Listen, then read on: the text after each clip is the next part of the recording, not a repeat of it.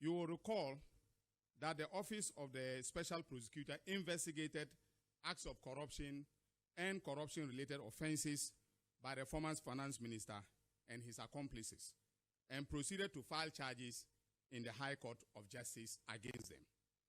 On November 19th, 2025, that is this year, my office received a formal request from the Office of the Special Prosecutor to initiate extradition proceedings for Kenneth Ofori-Atta and Ernest Akore from the United States of America.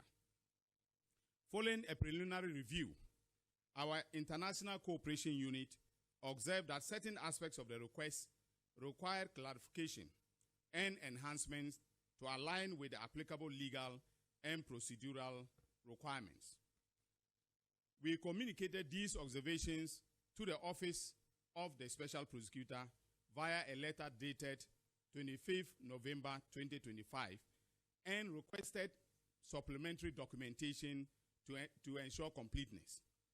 On December 9th, 2025, the Office of the Special Prosecutor provided a requested additional documentation and addressed the observations that we raised, thereby finalizing the extradition request packages. Subsequently, on December 10, 2025, my office transmitted the complete request to the Ministry of Foreign Affairs for onward transmission to the competent authorities in the United States of America. That is, in this case, the Department of Justice of the United States. At this point, it is left to the American authorities, especially the judicial authorities, to make a determination on whether a sufficient basis exists for the two accused persons to be extradited to Ghana to stand trial. And because the matters have already been filed, and because they have been filed by the Office of the Special Prosecutor, I am not permitted to go into the details of the charges.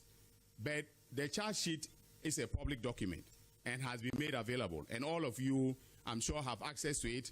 There are 78 charges against Honorable Ken Ofori-Atta and his accomplices, and they border on causing financial loss to the state, using public office for private benefit, and so on and so forth. So you can look at the charge sheet and then make up your minds with respect to the charges. So I won't comment on them in today's press conference.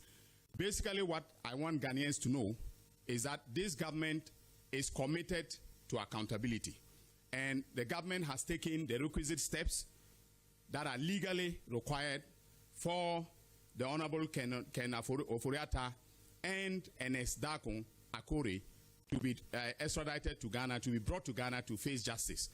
As I indicated earlier, it is now left to the judicial authorities in the United States to assess the entire package that we have presented to find out whether there is sufficient basis for him to be extradited.